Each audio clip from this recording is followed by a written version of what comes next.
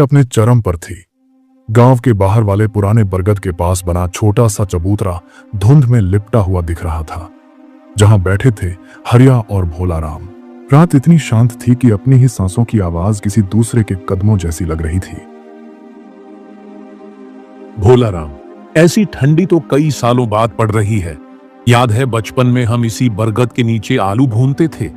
तेरी माँ कैसे डांटती थी, रात को बाहर मत फिरो, गांव के बाहर भूत घूमते हैं। हाँ रे हरिया, वो भी क्या दिन थे। तब जिम्मेदारियां नहीं थीं, न खेत का डर, न घर का बोझ, बस चांद, आग और हंसी। तू आज बहुत उदास लग रहा है, सब ठीक तो है ना? उदासी क्या बताऊं यार। पिछले साल जंगली सुअर ने जो फसल उखाड़ दी थी ना, दिल वहीं टूट गया था। कई दिन तो खाना भी नहीं खा पाया था। इस साल कुछ भी हो जाए, फसल नहीं खराब होनी चाहिए। मेरी बिटिया की शादी है हरिया, उसका लाल जोड़ा देखकर जी भर आएगा। बस इस बार खेत बच जाए। हरिया के मन में भी पुराने दिनों की गूंज उठी। दोनों बचपन के दोस्त, एक दूसरे के सुख दुख के साथी। भोला राम, तेरी बिटिया मेरी भी बेटी जैसी है। जब वो छोटी थी ना, मुझे हरिया काका कहकर पीछे पीछे घूमती थी। फसल पर कोई आंच नहीं आने देगा जब तक हम दोनों जिंदा हैं। कभी कभी लगता है हरी, ये खेत ही हमारा सब कुछ है। रोएंगे भी तो इसके सहारे, हंसेंगे भी इसी पर। कुछ देर तक दोनों चुप रहे। ठंडी हवा सरसराती हुई गुजरती है। हरिया ने चबूतरे से नीचे झांकते हुए कहा, तुझे भी कुछ अजीब नहीं लग रहा, जैसे आज रात कुछ ज्यादा ही शांत है? अरे तो हर बात में भूत मत ढूंढ। ठंड ज्यादा है, इसलिए आवाजें दूर दूर तक दब जाती हैं। लेकिन तभी पीछे कहीं झाड़ियों में से किसी के चलने की आवाज आई। दोनों सन्न रह गए। भोला राम, सुना तूने? ऐसा लग रहा है कि कोई चल रहा है। भोला राम ने गर्दन उधर घुमाई, पर अंधेरा इतना गहरा था कि कुछ दिखाई नहीं देता था। हाँ, सुना तो मैंने भी। लगता है कोई जंगली जानवर होगा। चल चल कर देखते हैं, कहीं फसल पर हमला न कर दे। आज रात कुछ गड़बड़ लग रही है। आवाज ऐसी थी जैसे कोई चल रहा हो, इंसान जैसा। भोला राम ने घबराहट छुपाते हुए कहा, इंसान इस ठंड में, रात के इस पहर? हम दोनों के अलावा यहां कौन आएगा? दोनों कुछ पल खामोश खड़े रहे। हवा में सरसराहट बढ़ती जा रही थी। हरिया ने धीरे से फुसफुसाया, चल। आवाज उधर से आई थी। धीरे धीरे चलना, पता नहीं क्या है। दोनों सावधानी से खेत के किनारे चलने लगे। कई मिनटों तक कुछ नहीं दिखा, सिर्फ झाड़ियों की अजीब हलचल और रात का गहरा अंधेरा। तभी अचानक, रुक, देख, आगे कोई जा रहा है। दोनों तुरंत पास के एक पेड़ के पीछे झुक गए। घास के बीच एक परछाई धीरे धीरे आगे बढ़ रही थी। कदम भारी थे, जैसे कोई किसी बोझ के साथ चल रहा हो। जरा ठीक से देखने दे। अरे, ये तो शंकर है। क्या शंकर? विक्रम जमींदार का चमचा? ये यहां इतनी रात को क्या कर रहा है? शंकर मशाल जैसी टिमटिमाती लालटेन हाथ में लिए तेज तेज कदमों से आगे बढ़ रहा था। हर कुछ सेकंड में पीछे मुड़कर देख भी रहा था, जैसे किसी को डर हो कि कोई पीछा कर रहा है। ये आदमी कभी सीधा काम नहीं करता। और ये दिशा तो हमारे गांव के पुराने कुएं की तरफ जा रही है। वहां आधी रात को कौन जाता है? भाई, कुछ तो जरूर गड़बड़ है। सुना है आजकल विक्रम जमींदार शहर के कुछ आदमियों से मिल रहा है। कहा जा रहा है कि वे लोग गांव की जमीन हड़पने की फिराक में हैं। हाँ, और उन जैसे लोगों की वजह से ही साधारण गांव वाले डर में जीते हैं। हम खेत बचाते बचाते ही बूढ़े हो गए और ये लोग बस पैसा और चालबाजी। शंकर अब कुछ दूर निकल गया था। उसकी लालटेन की रोशनी झाड़ियों में झूल रही थी, जैसे किसी रहस्यमय जुलूस की आखिरी लौ। छोड़ भाई, जिसका जो काम है वो करेगा। हम किसी मुसीबत में फंसे तो खेत की रखवाली भी नहीं कर पाएंगे। सही कह रहा है। आओ अपनी जगह वापस चलते हैं। शंकर, विक्रम, शहर वाले, ये सब अपना खेल खेलते रहेंगे। हमारा काम खेत है और वही हमें निभाना है। दोनों पेड़ के पीछे से निकलकर वापस अपने चबूतरे की ओर चल पड़े। पीछे कहीं दूर शंकर की लालटेन की रोशनी धीरे धीरे गायब हो रही थी और उसके साथ ही अंधेरे में कुछ अनजानी आशंकाएं और गहरी हो रही थी।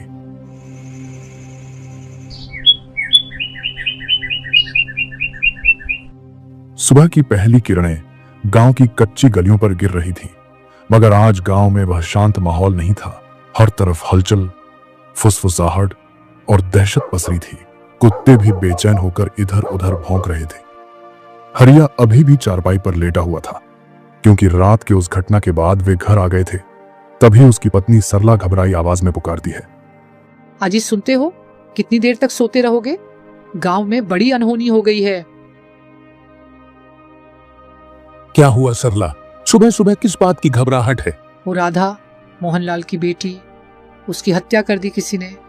लाश मिली है पीपल के पेड़ के नीचे, हमारे खेत से थोड़ी ही दूरी पर। क्या कहा तूने? राधा हत्या? ये कब हुआ? रात को ही हुआ होगा। सुबह चरवाहों ने देखा, पूरा गांव उसी तरफ जमा है। कहते हैं लाश की हालत भी ठीक नहीं है, पुलिस को बुला लिया गया है। हरिया का चेहरा सख्त हो गया। उसके दिमाग में कल रात का दृश्य घूमने लगा। शंकर का उसी दिशा में जाना, लालटेन की थरथराती रोशनी। कल रात हम दोनों ने शंकर को यहीं जाते देखा था। कहीं वही तो? वह घबराकर जल्दी जल्दी घर से निकलने लगते हैं। कहाँ जा रहे हो? ज्यादा इधर उधर मत घूमो, पुलिस आएगी, जांच होगी। कहीं ऐसा न हो कि लोग उल्टा पुल्टा बोले और हमारा नाम आ जाए। कुछ नहीं होगा सरला, मैं बस भोलाराम से मिलकर आता हूँ। ये मामला बहुत गंभीर है। हरिया घर से बाहर निकल पड़ता है और सीधा भोलाराम के घर जाता है। भोलाराम दरवाजे पर ही खड़ा था, चेहरा पीला, आंखें डरी हुई। भाई, तूने सुना? हाँ हरिया, पूरी रात नींद नहीं आई जब खबर सुनी। ये कौन कर सकता है हमारे गांव में? हरिया भोलाराम के थोड़ा करीब आकर धीमी आवाज में बोलता है, भाई, तूने कल रात शंकर को जिस दिशा में जाते देखा था, वही दिशा थी, वही पीपल का पेड़। ये काम शंकर का हो सकता है। चुप, धीरे बोल। शक तो मुझे भी है, पर हमारे पास क्या सबूत है? तो क्या चुप बैठ जाए? आज राधा के साथ हुआ, कल हमारी बेटियों के साथ होगा। भोलाराम एक पल चुप रहा, फिर भारी आवाज में बोला, हरिया, हम गरीब लोग हैं। शंकर विक्रम जमींदार का आदमी है। वो लोग 1 मिनट में केस पलटवा देंगे। पैसे का खेल है सब। अगर हम सिर्फ देखा था कह दें तो हम ही फंस जाएंगे। तो फिर क्या करें? क्या ऐसे ही डर कर बैठे? भोलाराम कुछ सोचकर बोला, एक ही रास्ता है। अगर हम किसी तरह सच्चाई सबके सामने ला सकें, इतने पुख्ता तरीके से कि लोग यकीन करने पर मजबूर हो जाएं। लेकिन जब तक मौका न मिले, हमें चुप रहना होगा। ठीक है, लेकिन पहला सुराग हमें शंकर से ही मिलेगा। वह रोज शाम को गांव की आखिरी चाय की दुकान पर आता है। वहीं मिलते हैं आज शाम। शाम को चलेंगे? आज ही से इस खेल का असली राज खुलेगा। शाम धीरे धीरे गांव पर उतर रही थी। हवा ठंडी थी और दुकानों के पास लालटेनें झिलमिला रही थी। हरिया और भोलाराम चुपचाप रास्ते पर चल रहे थे, लेकिन दोनों के दिल में तूफान था। दूर से ही उन्होंने देखा, देख देख, उधर चाय की दुकान पर शंकर बैठा है। शंकर अकेला बैठा था, सिर नीचे झुका हुआ, जैसे किसी सोच में डूबा हो। आज असली परीक्षा होगी। हम राधा के बारे में दुख भरी बातें छेड़ेंगे। अगर वह हमारी बात में भावुक होकर साथ दे तो शायद उसका हाथ नहीं, और अगर चुप रहा या उठकर चला गया तो समझेंगे दाल में कुछ काला है। दोनों ने गहरी सांस ली और चाय की दुकान की ओर बढ़े। भाई साहब, 2 गर्मा गर्म चाय देना, ठंड बहुत है। हाँ हाँ, बैठ जाओ, अभी बनाता हूं। हरिया और भोलाराम बिल्कुल शंकर के पास वाली बेंच पर बैठ गए। शंकर ने उन्हें देखा तो सही, लेकिन कुछ बोला नहीं, बस अपनी नजरें दूसरी तरफ फेर ली। हरिया ने बातचीत शुरू की, आवाज जानबूझकर ऊंची रखी। अरे भोलाराम, बेचारी राधा की कितनी दुख भरी कहानी थी। जब पैदा भी नहीं हुई थी तब उसके पिता गुजर गए थे। 5 साल की हुई तो मां भी चली गई। किसी तरह उसकी दादी ने पाल पोस कर बड़ा किया, पढ़ाया भी। हाँ, और पिछले साल उसकी दादी भी मर गई। वो लड़की पूरी तरह अकेली हो गई थी। अब उसके साथ ये दुर्घटना हो गई। कौन ऐसा कर सकता है? किसका दिल इतना पत्थर का होगा? शंकर की उंगलियां कांपती दिखी, लेकिन वह चुप रहा। हरिया ने बात को और गहरा किया। सुना है उसके नाम पर कुछ जमीन भी थी, वही जमीन जो उसके पिताजी ने मेहनत से खरीदी थी। कहीं किसी ने उसे हड़पने की साजिश तो नहीं की? जमीन के लिए लोग कुछ भी कर सकते हैं, यहां तक कि हत्या भी। इतना सुनते ही शंकर ने एक झटके में कप नीचे रखा। उसकी आंखें थोड़ी फैल गई, फिर वह बिना कुछ कहे उठकर तेजी से वहां से निकल गया। हरिया और भोलाराम दोनों एक दूसरे को देखते रह गए। देखा, जमीन का नाम आते ही भाग गया। यह साधारण बात नहीं है हरिया, शक गलत नहीं था हमारा। हां, कोई बेगुनाह ऐसे नहीं भागता, लेकिन अभी इसे सबूत नहीं कह सकते। हमें कुछ और करना होगा, कुछ पक्का, जो इस सच्चाई को सामने ला सके। यही वक्त है समझदारी दिखाने का। एक गलती से हम दोनों फंस भी सकते हैं, लेकिन अब साफ है मामला जमीन का है और शंकर उसमें गहरे शामिल है। ठीक है, अब हमें अगले कदम की योजना बनानी होगी, क्योंकि राधा को इंसाफ दिलाना जरूरी है और सच सामने लाना ही पड़ेगा, जो भी कीमत हो। इधर शंकर तेज तेज कदमों से विक्रम जमींदार के बड़े हवेलीनुमा घर में घुसा। हवेली के अंदर अंधेरा था, सिर्फ एक लालटेन की रोशनी दीवारों पर टेढ़ी मेढ़ी परछाइयां बना रही थी। सेठ जी, अभी अभी चाय की दुकान से आया हूं। वहां लोगों के बीच बातें हो रही थी। सबका कहना है कि राधा का मामला जमीन को लेकर है। मुझे शक है सेठ जी, कहीं कोई सच्चाई तक न पहुंच जाए। कौन है गांव में जिसकी इतनी हिम्मत है कि मेरी की हुई बातों पर चर्चा करे? सेठ जी, वही हरिया और भोलाराम। और मुझे लग रहा है कि शायद कल रात उन्होंने मुझे देख लिया होगा। वो दोनों अक्सर अपने खेत में ही रात गुजारते हैं। विक्रम अचानक सीधा बैठ गया। उसके चेहरे पर चिंता की लकीरें उभर आईं। अगर उन्होंने देख लिया है तो मामला गड़बड़ हो सकता है, कुछ करना पड़ेगा। कुछ क्षण चुप्पी रही, फिर विक्रम की आवाज खतरनाक रूप से धीमी हो गई। तुम ऐसा करो शंकर, भोलाराम की बेटी को उठा लो। सुना है जल्द ही उसकी शादी है। उसे उठाओगे तो वे दोनों जुबान खोलने से पहले 100 बार सोचेंगे। बोलती हमेशा के लिए बंद हो जाएगी। पर सेठ जी, उससे उठाने से क्या होगा? क्या करेंगे उसके साथ? धंधा करूंगा, अपने कारोबार में उसका इस्तेमाल करूंगा। तुम्हें इतना जानने की जरूरत नहीं है, बस काम करो। आज की रात सोनिया गायब हो जानी चाहिए। ठीक है मालिक, आप जैसा कहें, आज रात ही उससे उठा लूंगा। वह जल्दी से झुककर विक्रम को प्रणाम करता है और हवेली से निकल जाता है। रास्ते में रात और भी गहरी हो चुकी थी। हवा से पेड़ों की टहनियां ऐसे हिल रही थी मानो कोई फुसफुसा रहा हो। शंकर तेज कदमों से चल रहा था, लेकिन दिल में डर और बेचैनी थी। सेठ के मन में क्या चल रहा है? पहले राधा को खत्म करने कहा, अब भोलाराम की बेटी सोना को उठाने को कह दिया। ये सब आखिर क्यों? किस धंधे में डाल रहा है मुझे? अचानक पीछे से टूटती टहनी की आवाज। शंकर एकदम रुक गया। हवा अचानक ठंडी हो गई। कौन है वहां? अंधेरे में कोई नहीं दिखता, लेकिन हल्की सी परछाई झाड़ियों के पीछे हिलती है। बाहर आओ, कौन है? कोई जवाब नहीं, बस हवा में एक अजीब सी फुसफुसाहट, जैसे कोई बहुत पास खड़ा हो। शंकर का गला सूख गया। अगर कोई मजाक कर रहा है तो बुरा होगा। मैं सेठ विक्रम का आदमी हूं। तभी राधा की धुंधली लेकिन साफ पहचान वाली आकृति उसके सामने खड़ी थी। राधा, तुम कैसे? तुमको तो मैं मार चुका हूं। हाँ शंकर, तुमने मेरी हत्या की थी, पर मेरी आत्मा को चैन नहीं मिलेगा जब तक मैं तुम्हें और विक्रम को खत्म न कर दूं। नहीं राधा, मुझे माफ कर दो। मैंने बहुत बड़ी गलती की। मैं सिर्फ विक्रम के कहने पर। जब मैं हाथ जोड़कर तुम्हें जीने की भीख मांग रही थी, तब तुम्हें दया नहीं आई थी शंकर। आज तुम्हारी बारी है। राधा, नहीं, मुझे छोड़ दो। मैं।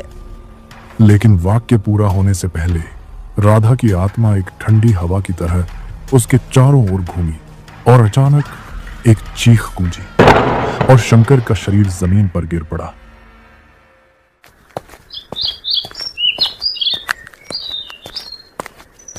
अगली सुबह गांव के लोग पुराने कुएं के पास शंकर की लाश देखकर दहशत में थे।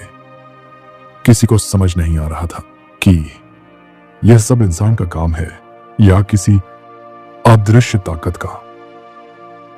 शाम के वक्त चाय की दुकान पर हरिया और भोला राम दोनों बैठकर धीमी आवाज में बातें कर रहे थे। हमने तो सोचा था राधा की मौत में शंकर का हाथ है, लेकिन अब वो भी नहीं रहा। आखिर ये सब कर कौन रहा है? भाई, ये मुझे विक्रम की नई साजिश लगती है ताकि कोई उसकी सच्चाई तक ना पहुंचे। हो सकता है उसने ही शंकर को खत्म करवाया हो। लेकिन हम क्या कर सकते हैं? विक्रम जैसे जालिम लोग किसी भी हद तक जा सकते हैं। अगर उसे पता चल गया कि हम सच पता लगाने की कोशिश कर रहे हैं तो हमें भी खत्म कर देगा। नहीं भाई, हम बातों को यहीं खत्म कर देते हैं। हमारा परिवार है, कहीं हमारे साथ भी कुछ बुरा ना हो जाए। हाँ, एक बुरा सपना समझकर भूल जाते हैं, यही ठीक होगा। दोनों उठकर घर की ओर चल पड़े।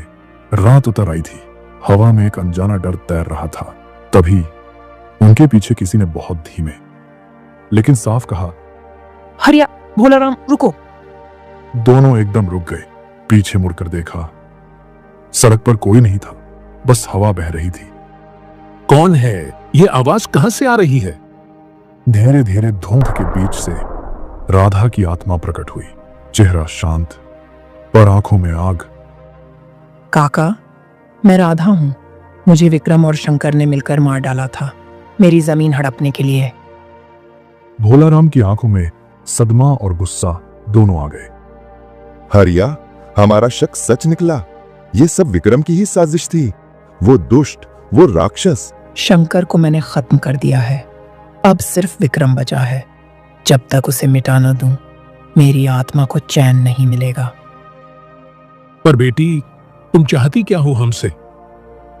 मैं उसे घर के अंदर या दिन के समय नहीं मार सकती।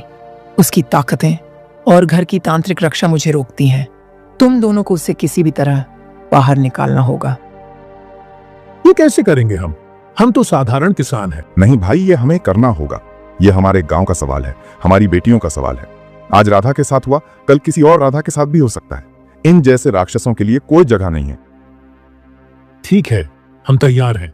चल भोलाराम। विक्रम की हवेली के बाहर दोनों जोर जोर से चिल्लाने लगे। विक्रम, बाहर आ, बाहर आ, तुझे काम है। विक्रम, निकल बाहर। अंदर से गुस्से में चिल्लाहट आई। कौन कमीने हैं जो मुझे इस तरह पुकार रहे हैं? वह गुस्से में दरवाजा खोलकर बाहर आया। उसके चेहरे पर तिरस्कार साफ था। तुम दो भिखारी, हिम्मत कैसी हुई मेरी नींद खराब करने की? ज्यादा बोलोगे तो? तभी हवा रुक गई। रात एकदम शांत और फिर राधा की आत्मा सामने प्रकट हुई। विक्रम का चेहरा पीला पड़ गया। राधा, ये कैसे? तुम तो मर चुकी हो। हाँ विक्रम, मैं मर चुकी हूँ, पर मेरी आत्मा को चैन नहीं मिलेगा जब तक तू मर न जाए। नहीं नहीं राधा, मैं सब छोड़ दूंगा, अपना हर गलत काम। बस मुझे एक मौका दे दो। जब मैं तुम्हारे सामने जिंदगी की भीख मांग रही थी, तब तुमने मुझे एक मौका भी नहीं दिया था। आज तुझे भी कोई मौका नहीं मिलेगा। नहीं, मत आना, मुझे छोड़ दो। लेकिन आत्मा हवा की तरह उसके अंदर समा गई। विक्रम का शरीर कांपने लगा, आंखें उलट गईं और फिर वह जमीन पर धड़ाम से गिर पड़ा, निर्जीव। रात में एक अजीब शांत छा गया। बेटी, अब तो तुम्हें चैन मिलेगा ना? काका, अब मुझे शांति मिलेगी, पर याद रखना, अन्याय के सामने चुप रहना भी पाप है। अगर तुम दोनों ने हिम्मत ना दिखाई होती तो ये गांव हमेशा अंधेरे में रहता। बेटी, तुम्हारे साथ जो हुआ वो किसी के साथ ना हो। हम वादा करते हैं गांव को ऐसा कभी नहीं होने देंगे। राधा की आत्मा धीरे धीरे धुंध में बदलने लगी। अब मैं जा रही हूँ काका, मेरी आत्मा को आज सच्ची मुक्ति मिली है। धीरे धीरे वह प्रकाश में बदलती गई और पूर्णतः गायब हो गई। हरिया और भोलाराम वहीं खड़े रहे, मन में डर नहीं बल्कि एक गहरी सीख लिए।